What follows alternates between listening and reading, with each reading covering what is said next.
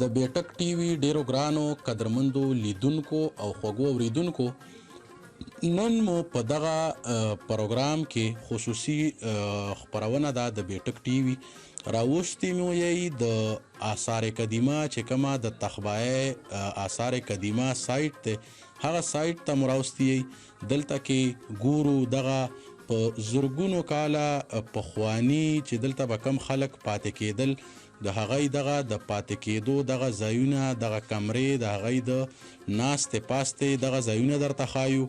دلته کې د ملک د بیلابیلو سیمو نه او د ملک د بهرنو هیوادونو نه دلته کې سیلګري راځي، دلته کې ټورست راځي، دلته د دې ځای لیدو دپاره دغه لیدونکو یا دغه سیلګرو خبرې به هم تاسو سره شریکو، د هغې نظرونه به اخلو چې دی دلته په څه خیال باندې راځي.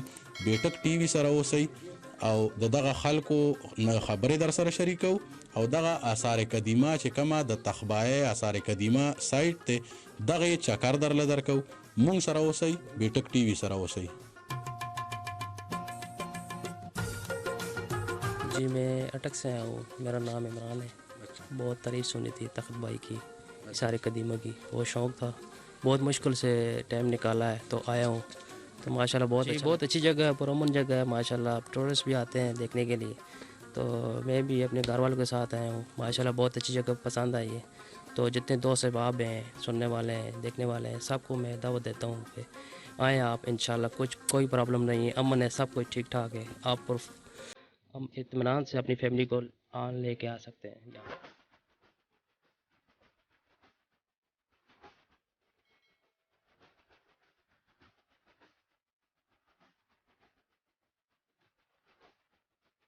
زما عادل نواز نوم دی او د ثوابای نه مونږ دلته راغلي یو ویزټ مو کو د سایت ته. زه دلته چې کله 8 کلاس کې وم ما دلته ویزټ کړو وړوکی وم او دا یو ډیر تاریخي ځای دی. زمونږ خپل ماشومانو ته خامخا خپل تاریخ وینا پکار ده او خو لته پکار دي چې زمونږ مخکینی خلک څنګه وو. مشکلات د ټولو نه اهم خبره دی کې دا ده چې دلته راتلل ډیر ګران دي، روډ ډیر زیات خراب دی. د تخبایه نه سپیشلی تر دې ځای پورې راتلل او تخبایه پورې هم حالات ډیر ښه نه دي.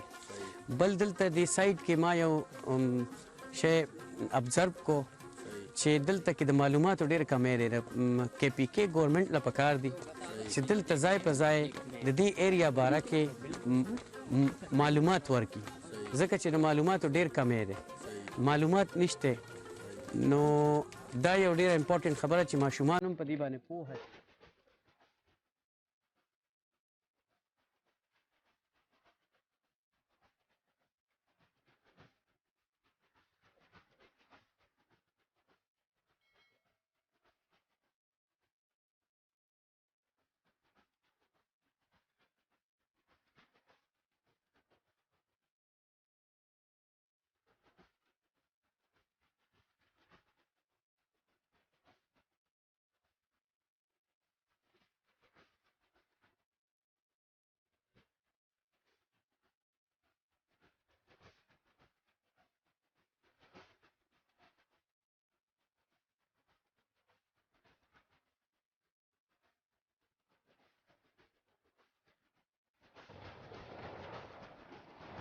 زما نوم سجاد دی او موږ د نوي کلي د کنشې کلي ثوابۍ نه راغلي یو او دا یو تاریخي مقام او ډېر ښکلی یو ښکلی ځای کې چې کوم دی نو ډیولپ شوی جوړ شوی دی که نه.